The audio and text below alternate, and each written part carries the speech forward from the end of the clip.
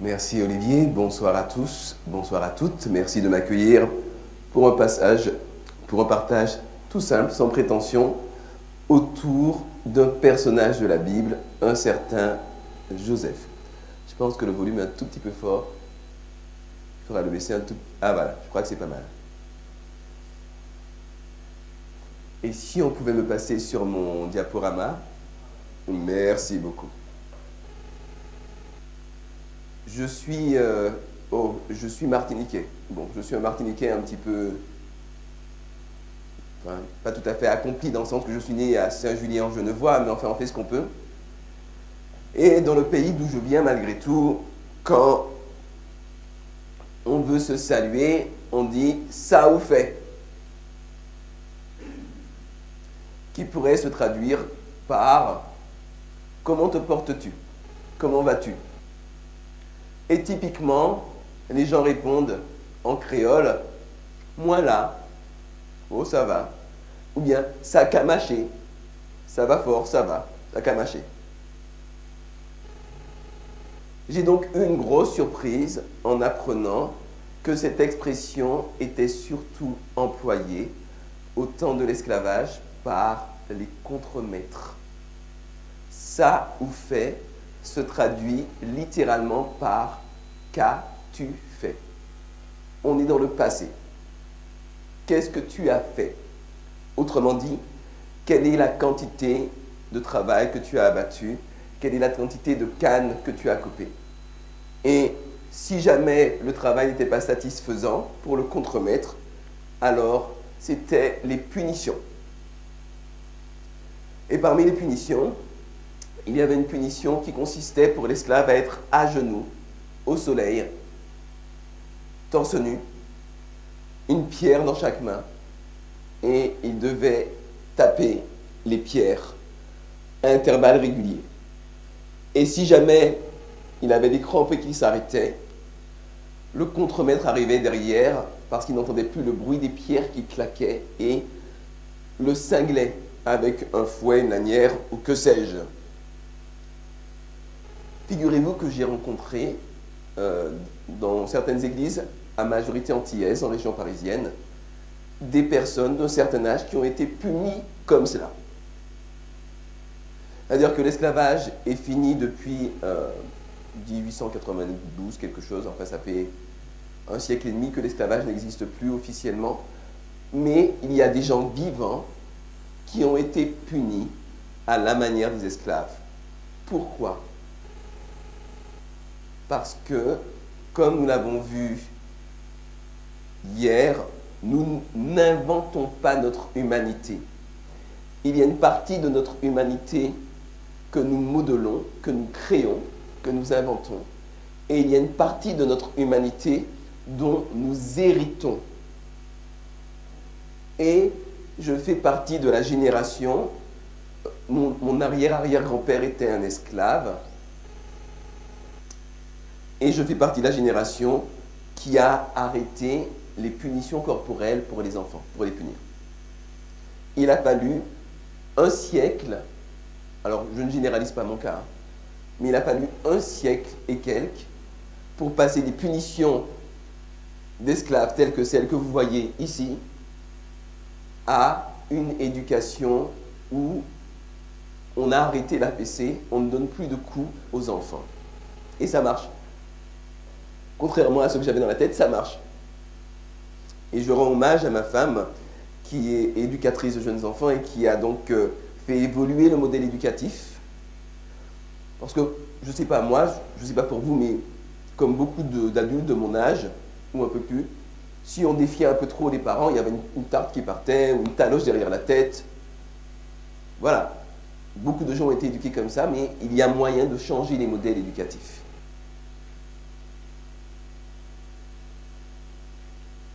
On peut donc avoir été écrasé par l'esclavage. On peut donc avoir été écrasé par une histoire, mais continuer à perpétuer les schémas de violence, tout simplement parce que c'est le référentiel. Ce sont les repères dont on dispose, tout simplement. Il faut bouger, il faut se déplacer, prendre un petit peu de hauteur, un peu de distance, un peu de recul. pour interroger son modèle éducatif et le faire évoluer dans le bon sens. Nous sommes donc des nains juchés sur les épaules de géants. On s'imagine bien souvent qu'on a tout inventé en 2000 ou en 2023. En réalité, tout ce que nous sommes s'est construit pour une grande partie bien avant que nous ne soyons conçus. Vous savez, toujours pour parler de la colonisation, j'ai été le pasteur d'une église de Philippins. Des gens adorables qui cuisinent magnifiquement. J'ai eu le cœur et l'estomac brisés de devoir les quitter. On mangeait tellement bien là-bas.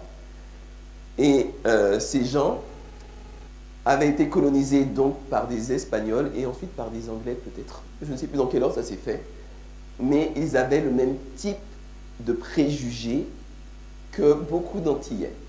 Aux Antilles, en tout cas la génération de mes parents, je ne sais pas maintenant parce que ça fait des années que j'y suis pas allé, enfin peut-être 30-40 ans que j'ai pas mis les pieds là-bas. Donc ça a dû évoluer. Mais à l'époque de mes parents, plus vous étiez clair de peau, mieux ça valait. Aux Philippines, c'est la même chose. Plus vous êtes clair de peau, mieux ça vaut. Plus vous avez les traits fins, la bouche fine, le nez fin, mieux ça vaut. Et ma maman, qui voulait que son fils réussisse dans la vie, souvent me faisait, quand j'étais petit, elle me faisait « pince ton nez, pince ton nez ». Vous comprenez pourquoi? Bon, bah écoutez, j'ai pincé, avec le résultat que vous voyez, j'ai pas dû pincer assez fort. L'avantage, c'est que j'ai le cerveau très bien aéré. Et je suis en train de réfléchir à un petit concept d'éolienne nasale pour recharger mon smartphone, mais enfin, je garde le brevet secret pour l'instant. Donc, même le regard qu'on a sur soi peut passer de génération en génération. Tu es très noir, tu es laid, tu es très pâle, tu es très blanc, tu es beau. Et ça passe de génération en génération. Peut-être que, je ne sais pas, moi je ne le connais pas, je ne connais pas son histoire. Mais c'est vrai que les transformations successives de Michael Jackson sont un exemple assez frappant du mal-être qui peut amener quelqu'un à vouloir changer de trait, de couleur de peau, d'être, d'identité.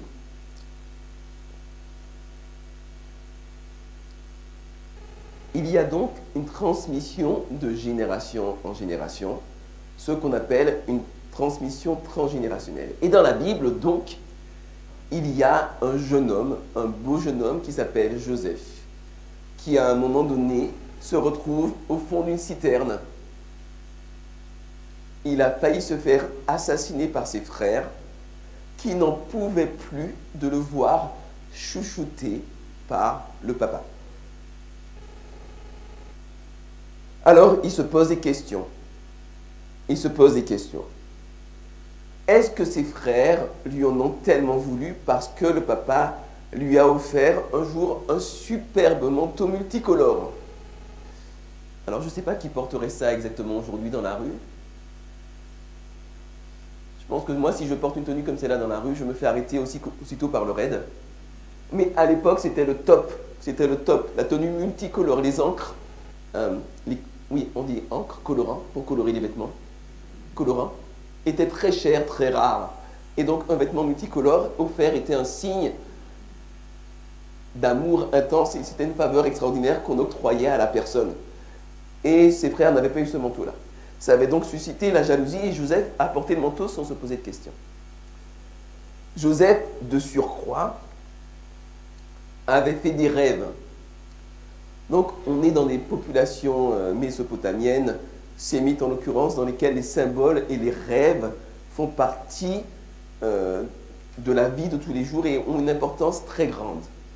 Et dans deux rêves, Joseph rêve une fois que des gerbes de blé qui sont au nombre de ses frères et de ses parents s'inclinent devant lui et que la lune, le soleil et les étoiles s'inclinent devant lui, au nombre de ses parents et de tous ses frères.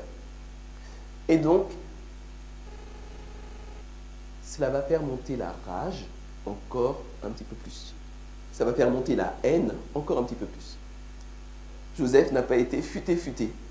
Si tu es le chouchou de tes parents, ou de ton papa en tout cas, pas de tes parents mais de ton papa, que c'est le papa qui a le pouvoir dans ces sociétés-là, ne la ramène pas en plus en disant j'ai fait un rêve et en fait vous allez tous vous agenouiller devant moi.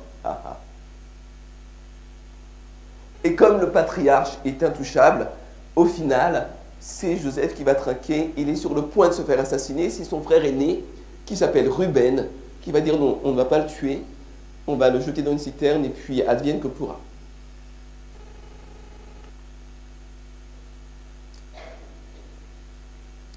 Joseph était un jeune homme, et comme beaucoup de jeunes adolescents, l'univers tournait un petit peu autour de lui. Probablement, il n'a pas pris assez de temps pour penser sa situation, penser la structure de la dynamique familiale. Et encore moins de temps pour penser, P-A-N, penser les plaies, les bobos, en étant peut-être plus partageur avec ses frères, en étant peut-être moins ostensiblement le chouchou, le préféré. Mais Joseph n'est pas le seul qui aurait pu faire mieux. De toute évidence, dans sa famille, il y a du non-dit. À cette époque-là, on est dans un patriarcat radical. Le papa a plus ou moins droit de vie et de mort sur les enfants. Et donc, on ne va pas voir son papa en lui disant Papa, je remets en question ton modèle éducatif, tu favorises l'autre, tu nous valorises pas suffisamment, on se sent diminué, on se sent humilié, change ton modèle éducatif. On ne dit pas ça à son père. On peut se faire expulser pour ça, on peut se faire dégager. C'est un modèle patriarcal très dur. Et donc, il y a beaucoup de non-dits. Et vous savez ce que c'est que non-dit? C'est un petit peu comme une infection à un endroit, et moins vous le dites, plus l'infection va gagner. Est-ce que vous avez remarqué ça?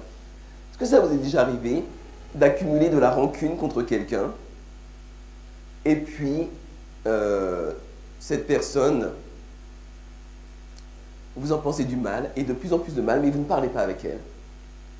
Et ça grossit, ça grossit, ça grossit. Et puis vous vous dites, bon, cette fois-ci, je vais lui dire ces 4 vérités en face. Vous y allez bien remonter. Et en fait, quand vous arrivez, que vous avez l'occasion de parler, de dire, d'écouter, de comprendre, finalement, ça se dégonfle comme un ballon de baudruche. En fait, il n'y a pas de vrai objet de conflit. Vous avez déjà constaté ça? Bon, je vois quelques têtes qui hochent. Quand on ne dit pas les choses, qu'on ne parle pas à autrui, alors il y a tout l'imaginaire, tous les schémas d'une adaptation précoce qui vont interpréter tout ce qui se passe et gonfler un réservoir de rancune, de mal-être, de haine qui peuvent arriver, dans le cas de Joseph, jusqu'au meurtre.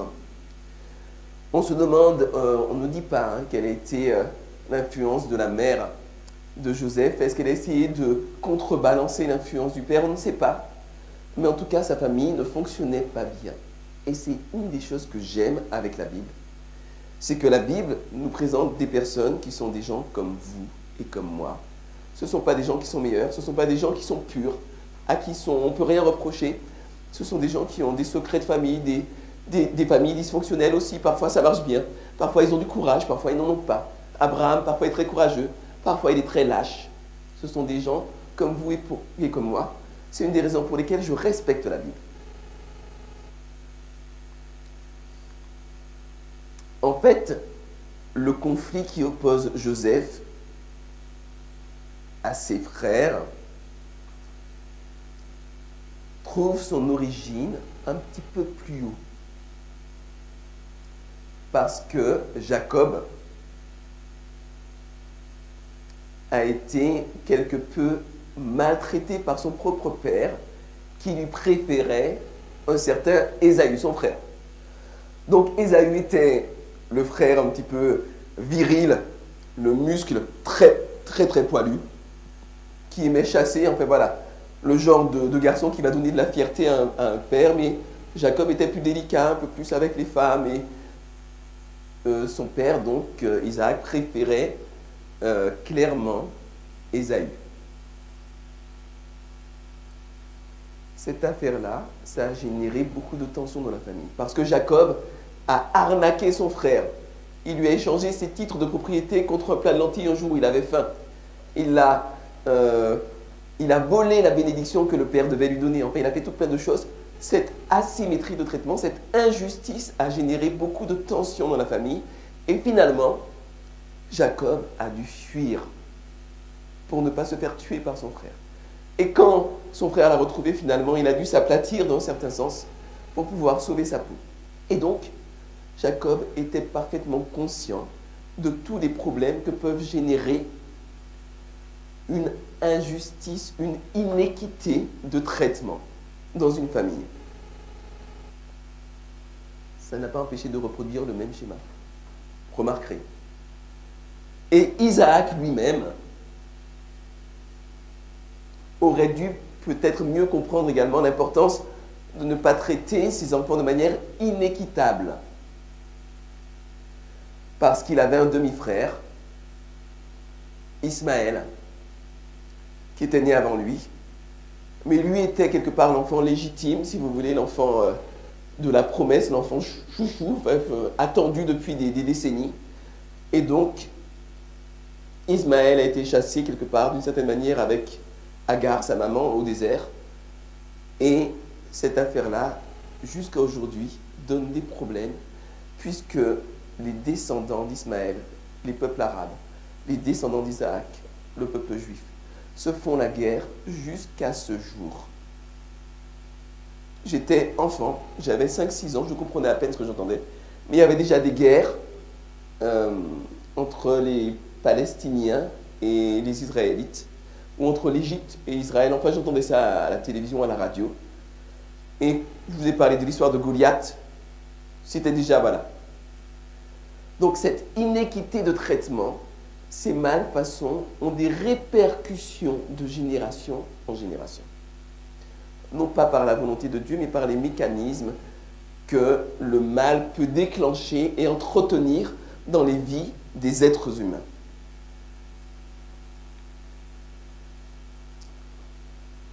En fait, j'ai eu l'occasion de m'intéresser à cette question de la transmission de dysfonctionnement de génération en génération, quand une fois, un de mes paroissiens, un de mes membres d'église, a eu son frère qui s'est suicidé. Et il avait aussi un tonton qui s'était suicidé. Et il s'est mis à creuser un petit peu la question, à faire quelque part une forme d'enquête de famille pour savoir si c'était quelque chose d'exceptionnel, de ponctuel. Et en faisant cette enquête, il a généré un schéma qu'on appelle un génogramme. Alors, bon, c'est une illustration, ce sont des images d'illustration, ça n'est pas un vrai génogramme. Hein. Mais imaginez que, par exemple, on va prendre un exemple un peu moins dramatique, mais on va prendre l'exemple de la dépression nerveuse. Imaginez, par exemple, que du côté maternel, de ce côté-là, voilà, toutes les deux générations, il y a une dépression nerveuse ici. Là, il n'y en a pas. Là, il y en a une. Là, il n'y en a pas. Là, il n'y en a pas. Là, il y en a une. Et si vous remontez, vous en verrez d'autres. Ça veut dire qu'il y a dans la famille peut-être un facteur génétique, ou un système de croyance, ou un mode de vie qui amène quelque part à la dépression. La dépression peut être multifactorielle et peut avoir notamment des causes génétiques ou hormonales. J'ai un collègue, je fais une petite parenthèse parce que ça vaut la peine d'en parler. J'ai un collègue pasteur, encore plus petit que moi, mais beaucoup plus dynamique, une énergie terrible. Et un jour, il a fait une dépression nerveuse. Une vraie dépression nerveuse. Morale à zéro, les pleurs pour se lever du salon pour aller dans la salle à manger, c'était un drame. Et puis, en plus, il n'était pas vraiment aidé parce qu'il était pasteur. Et donc, les gens lui disaient, mais écoute, pasteur, prie pour toi-même. Si tu as la foi, tu es pasteur, prie, Dieu va te guérir. Et donc, il n'avait même pas envie de prier. De toute manière, il avait vraiment une dépression très sévère. Donc, anxiolytique, stabilisateur d'humeur, antidépresseur, enfin, vous connaissez la pharmacopée que l'on déploie. Rien ne marche, rien ne marche. Un jour, il va voir un naturopathe qui fait une hypothèse et qui lui dit, il te manque peut-être cet oligo-élément. Je crois que c'était du magnésium. Et donc, il dit, qu'est-ce que j'ai à perdre? Il prend du magnésium. En 2 jours, sa dépression est finie. Juste un peu de magnésium, un traitement de magnésium. Donc pour peu que vous ayez dans votre génome une faille qui vous empêche de fixer le magnésium et de l'utiliser correctement, vous pouvez avoir, et ça se transmet génétiquement de génération en génération, vous pouvez avoir dans la famille des dépressions chroniques. Et constituer un génogramme, c'est une bonne manière de se rendre compte de ce qui s'est tramé avant nous.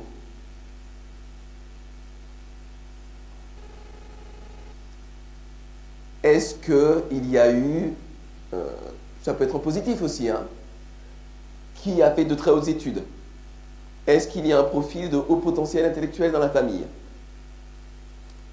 Ça peut être un peu plus délicat. Est-ce qu'il y a eu des adultères? Et si vous retrouvez de manière systématique dans un génogramme les symboles de ceci ou de cela, vous vous rendez compte qu'en fait, il y a une dynamique familiale transgénérationnelle.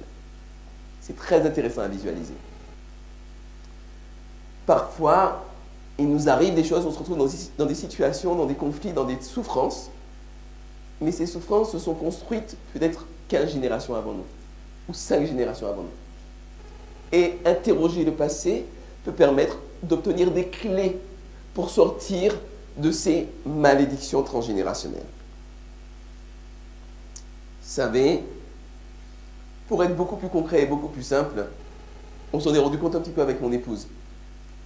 Quand je suis en colère, ça ne m'arrive pas souvent, quand je suis en colère, je parle avec un ton froid et assez sec, assez cassant.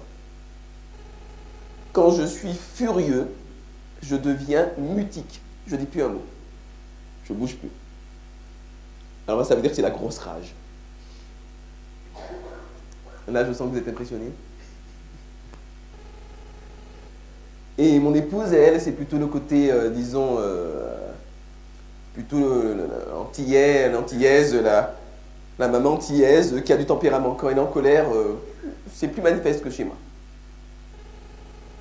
Alors, les rares fois où on s'est disputé avec Laetitia, elle montait un peu le ton, et moi,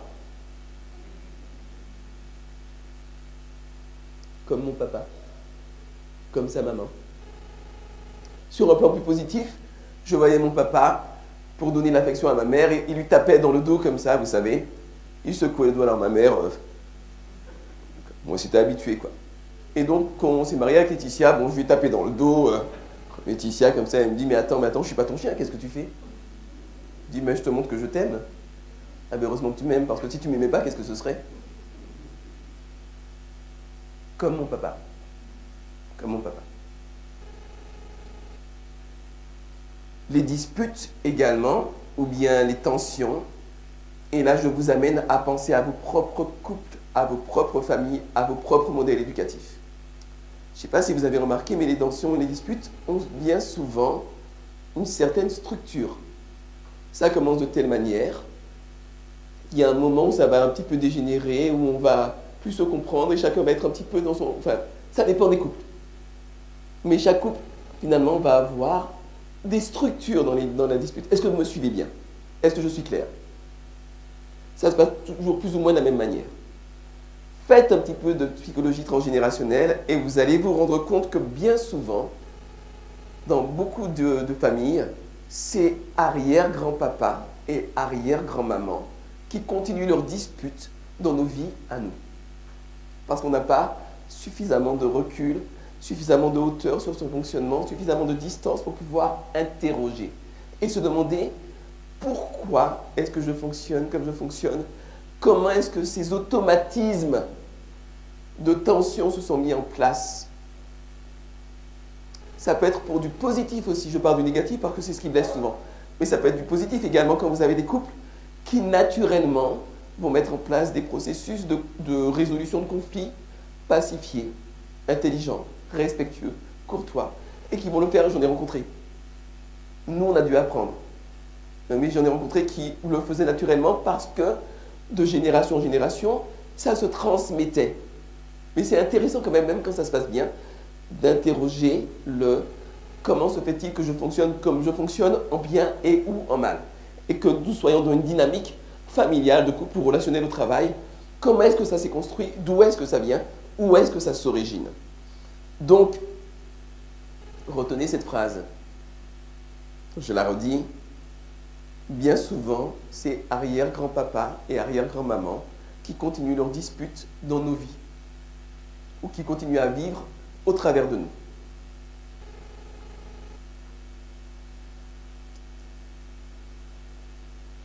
C'est là, mes amis, où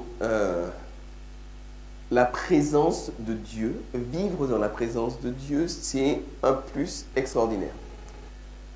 J'ai rencontré un jour une femme, c'était une mamie à ce moment-là, une gentille mamie, qui me disait moi, j'ai jamais cru en Dieu. Jusqu'au jour, ça ne m'intéressait pas. Pour moi, tout ça, c'était des bilivesées. Un mot plus moderne pour bilivesées, ce serait du baratin, du blabla, quoi. Jusqu'au jour où j'ai mis au monde mon premier enfant. Et on me l'a mis dans les bras. Alors là, je l'ai regardé. Il me regardait. Il avait des mains, il avait les doigts, tout était... Les petites oreilles, le petit nez, tout était parfait. Et ce jour-là, je suis devenue croyante. Je n'ai pas pu faire autrement. Et à partir de là, son univers s'est déplacé. Elle a commencé à voir le monde différemment. Elle a commencé à voir ses propres fonctionnements, ceux des autres différemment. Parce que quand on est dans la présence de Dieu, il y a un déplacement de l'identité qui se fait. C'est un petit peu automatique. Donc, qu'on se comprenne bien. Il y a connaître Dieu et connaître Dieu. Il y a le connaître Dieu. Moi, je suis né, j'ai été baptisé, et puis je vais à l'église une fois par an pour Noël, et puis j'y vais aussi pour les mariages, les baptêmes et les enterrements. Mais sinon, non, ça ne m'intéresse pas vraiment, la Bible, Dieu, tout ça, non. Bon, voilà. Ça, c'est connaître Dieu, entre guillemets, d'un point de vue culturel. Ça n'est pas un mal, ça n'est pas un mal. Mais ça n'est pas ça dont je parle. Ce dont je parle, c'est être dans la présence de Dieu. À un point tel que c'est presque physique. Vous prenez de la hauteur. Vous voyez les choses autrement. Ça m'est arrivé à l'âge de 20 ans. Je ne vais pas vous raconter toute l'histoire, parce que ce serait long. Ce serait très long. Mais ça a commencé avec tout simplement une Bible sur disquette, informatique. Et j'ai découvert Dieu au moment où je me suis rendu compte qu'il y avait eu dans ma vie un certain nombre de choix, comme un chemin qui était dessiné, et que je suivais comme je pouvais, avec les moyens qui étaient les miens. Et à un moment donné, c'est un petit peu comme si quelqu'un m'avait pris par la peau du cou et m'avait fait prendre de la hauteur pour me montrer que ce chemin-là, il allait quelque part. Et ce quelque part, c'était Dieu.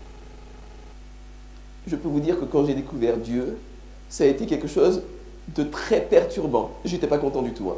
C'est très déstabilisant. C'est seulement quand j'ai compris que Dieu ne me forçait pas à croire en lui et qu'il me permettait de le découvrir si je le voulais, que là j'ai trouvé ça tellement respectueux, tellement beau comme démarche, que je suis tombé amoureux de Dieu et que je suis là aujourd'hui à vous parler de Job. Je vous rappelle, Job, on en a parlé je crois il y a 2 jours. Job était un croyant, mais à un moment donné, suite à un contact intense avec Dieu, une rencontre puissante avec Dieu, il devient un croyant de notre type, un croyant qui dit « Mon oreille avait entendu parler de toi, mais maintenant mon œil te voit. » Quand on est dans la présence de Dieu, c'est beaucoup plus facile d'interroger son ascendance familiale du point de vue de la psychologie transgénérationnelle. C'est beaucoup plus facile de se dire, mais finalement, dans la Bible, il y a des gens qui ont vécu les mêmes choses que nous, qui ont vécu parfois des violences, des abus. On trouve tout dans la Bible. Et on trouve l'inceste, on trouve le viol, on trouve le pardon, on trouve la générosité, on trouve la guerre, on trouve la compassion et la miséricorde, on trouve tout, on trouve l'histoire de l'humanité dans la Bible avec son Dieu. Mais sans maquillage, sans faux semblant. Et dans la présence de Dieu, on est en capacité de prendre un peu de hauteur, ce petit recul, cette distance qui nous permet de mieux se comprendre et d'amorcer les changements et de maintenir la courbe de changement.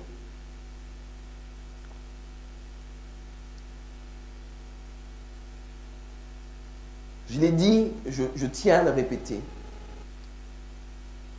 Il y a ce que un certain christianisme culturel peut avoir inculqué.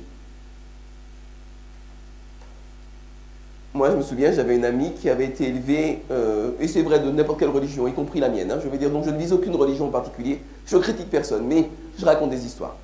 Cette amie, femme très intelligente, avait été élevée dans un couvent. Elle était petite, hein. Elle allait à l'école, enfin elle était en internat là-bas. Elle m'a dit, quand j'ai quitté le couvent, j'ai craché sur la statue de Jésus. Il y avait une statue de Jésus dans la cour, elle a craché dessus. Parce qu'elle ne pouvait en pas être débarrassée de Jésus. Pourquoi? Parce que le Jésus qu'on lui avait présenté était une menace. On la culpabilisait sans cesse. On lui répétait sans cesse qu'elle n'était pas digne, qu'elle ne valait rien, que Dieu allait la punir, que Dieu risquait de la jeter dans l'enfer éternel pour qu'elle soit torturée pour l'éternité. Enfin bref, on lui a montré une telle image de Dieu qu'elle en avait peur, qu'elle le détestait, qu'elle ne voulait plus jamais en entendre parler. Ce n'est pas ce Dieu-là dont je parle. Celui dont je parle, c'est le Dieu dont la Bible parle en des termes extraordinaires et qui dit que, je le dis avec mes mots à moi, mais que Dieu aime tellement chacun qui ne viole pas sa conscience, mais qui se contente de frapper à la porte du cœur de chacun. Et qu'il attend qu'on veut bien lui ouvrir pour passer un bon moment avec nous. Le Dieu dont la Bible dit qu'il a été prêt à tout donner, y compris la vie de son fils. Alors ça, c'est un peu de la théologie. Je ne vais pas rentrer dedans maintenant. Il y aurait tellement de choses à dire. Mais qu'il a tout donné pour que nous soyons un jour avec lui, éternellement. Un Dieu, quelque part, qui a, pendant un temps, renoncé à la divinité, est venu sur terre, a vécu avec nous pour nous montrer comment vivre et pour pouvoir nous montrer à quel point son amour n'avait pas de limite. Quand on est dans la présence de ce Dieu-là, mes amis, on se sent en sécurité, on se sent bien, on ne se sent pas jugé, on ne se sent pas critiqué, on ne se sent pas menacé, on se sent en sécurité, on n'a plus besoin de faire semblant. Vous voyez, moi je suis pasteur. Là actuellement, je suis en train de faire un début de bronchite, je pense. Je le dis pour que vous me plaigniez. Est-ce que vous me plaignez? Non, personne ne me plaint. Bon, bah alors je me tais. Je suis en train de faire un début de bronchite. J'ai un très bon moral ce soir. Mais je pourrais avoir un moral désastreux. Je ne pourrais pas vous le montrer. On ne peut pas être conférencier d'espoir et venir en disant, bon sang, j'ai le moral à zéro. Ma vie est un échec, je suis vraiment nul. Vous ne pouvez pas être conférencier de l'espoir et tenir ce discours-là. Mais ça pourrait être ma situation, émotionnellement, psychologiquement. Je serais obligé de porter un masque pour ne pas discréditer le message que je porte. Mais avec Dieu, je n'ai pas besoin. Même quand j'ai des crises de foi, la foi, pas le foi, la foi. Même quand j'ai des crises de foi, j'ai des doutes, je lui dis. Même quand je ne suis pas content, je lui dis. Et ça, c'est merveilleux de pouvoir parler à Dieu d'une manière aussi libre. Mon papa est mort en l'an 2000. Il était missionnaire en Afrique.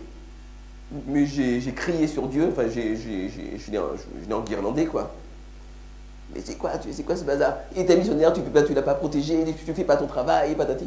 Avec Dieu, on peut être soi-même. On peut être soi-même. On sera toujours accueilli à bras ouverts pour peu que notre cœur soit sincère. Et avec un tel Dieu, mes amis, les malédictions transgénérationnelles explosent. Bien sûr, il y a des conséquences. Mais le pouvoir que ces schémas familiaux ont, il n'est pas réduit à rien, mais il perd son influence, ils perdent leur importance, leur influence, parce que dans la présence de Dieu, en particulier dans la présence de Jésus, je ne vais pas le développer maintenant, mais c'est quelque chose de fabuleux, où vous vous sentez pleinement à la maison. Vous vous sentez à votre place. Et le reste a moins d'importance. Peut-être est-ce que je pourrais illustrer cela en disant que voilà, on est dans le désert en train de marcher. on a soif, il ne reste plus que 20 litres d'eau, on est 15, c'est dur, c'est chaud. Et donc il va commencer à avoir des tensions autour de ces 20 litres d'eau, peut-être des bagarres, peut-être même du meurtre, des morsures, que sais-je, de la violence. Et puis, à un moment donné, on monte une colline et quand on redescend, on voit un lac immense. Les 20 litres d'eau n'ont plus la même importance. Oh, ils existent encore. Bien, c'est la même chose pour nos schémas transgénérationnels. Ils n'ont pas disparu, mais quand on se plonge dans le lac de l'amour de Dieu, c'est un petit peu théorique ce que je dis, mais enfin, ceux qui l'ont vécu comprennent de quoi je parle. Et tout le monde peut le vivre, tout le monde peut le vivre. Quand on se plonge dans le lac de l'amour de Dieu, ces problèmes ont moins de puissance et on a donc plus de capacité à les régler. On est moins pris à la gorge, on a plus de latitude, plus de liberté pour les régler. Il y a également une petite astuce que je voudrais vous confier ce soir qui aide beaucoup. C'est la prière. Qu'est-ce que c'est que la prière? En une phrase, c'est parler à Dieu avec son cœur, mais c'est aussi faire silence en soi pour écouter ce qu'il a à nous dire. La prière, c'est dire par exemple à Dieu, si j'étais Joseph et que je priais, je dirais, écoute Dieu, mes frères me détestent. J'ai vu la haine dans leurs yeux, ils m'ont battu comme plâtre. Ils m'ont jeté dans cette citerne où je ne peux pas sortir. Écoute-moi, aide-moi, et puis aussi aide-moi à comprendre mes frères, à les aimer, à leur pardonner. Voilà une prière, par exemple, que Joseph aurait pu faire. La prière, je tiens quand même à mettre en garde, ça n'est pas la baguette magique que parfois on aurait tendance à croire. J'ai entendu pas mal d'endroits des gens qui ont une conception assez magique de la prière. Tu pries et puis Dieu va répondre à ta prière, tu vas obtenir ce que tu veux. Donc je voudrais que ma vieille Lada qui est dehors se transforme en Ferrari, s'il te plaît, mon Dieu. Marche pas comme ça. Il y a dans la relation avec Dieu un appui extraordinaire. On reçoit de la force d'être avec Dieu. Ça ne veut pas dire qu'on n'a plus rien à faire. On reçoit de la force pour faire la part qui est la nôtre. Alors si vous avez un problème avec votre mari et que vous priez en disant « Dieu, change mon mari », change mon mari ou change de mari? Et que vous ne faites pas l'effort de comprendre, de rentrer dans un dialogue, dans peut-être une thérapie de couple ou de famille, je ne sais pas. Que vous vous contentez de prier en attendant que Dieu règle les problèmes de manière magique. Oh, il y a des miracles qui arrivent. Mais il y a la part de l'homme que Dieu n'enlève pas. Pourquoi? Parce que si, à chaque fois, je vais vous poser la question, tiens, si à chaque fois que j'ai un problème et que je prie, Dieu règle mon problème, qu'est-ce que je vais devenir?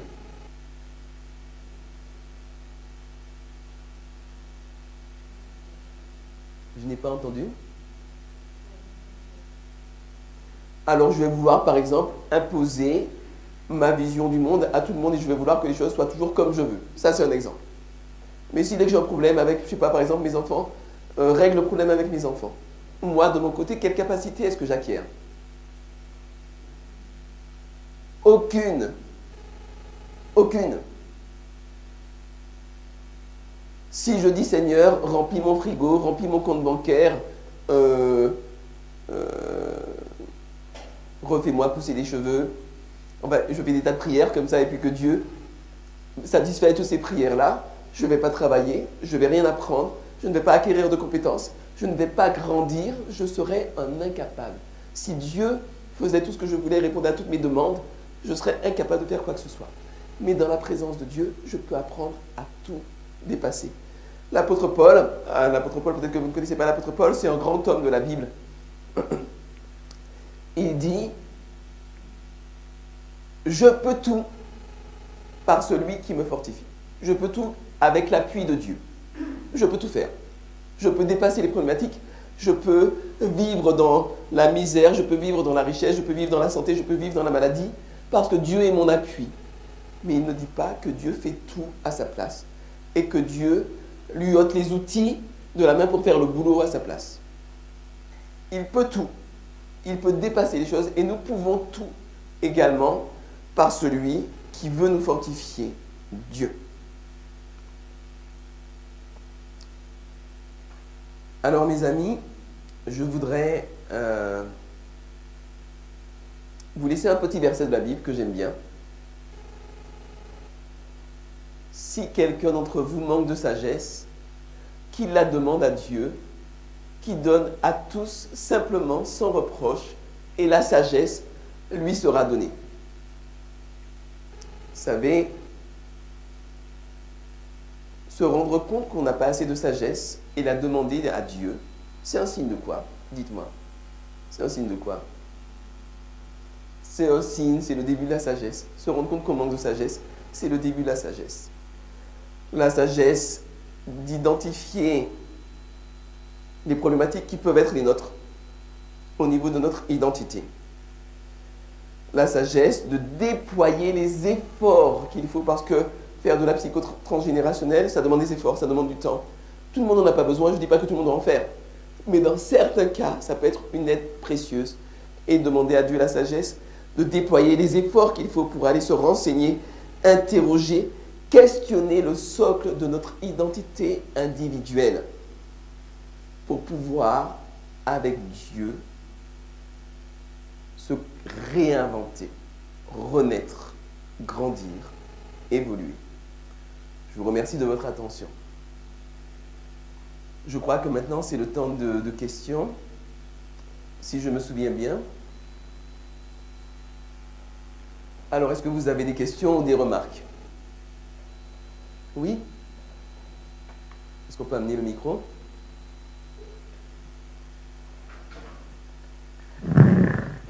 Tu as parlé tout à l'heure de l'apôtre Paul qui a dit qu'il savait vivre dans la richesse, la pauvreté, etc.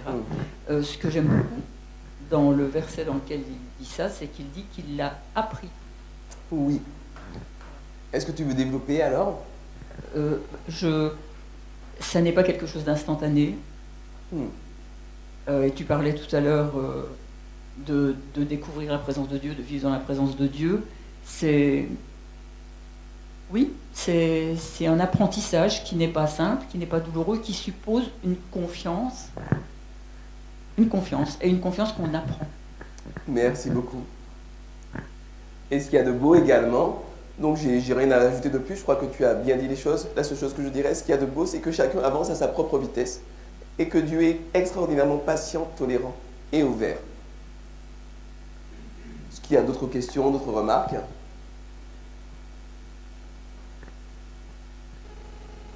Je n'en vois pas. Il me reste donc à vous remercier, à vous souhaiter une excellente soirée. Merci d'avoir été là.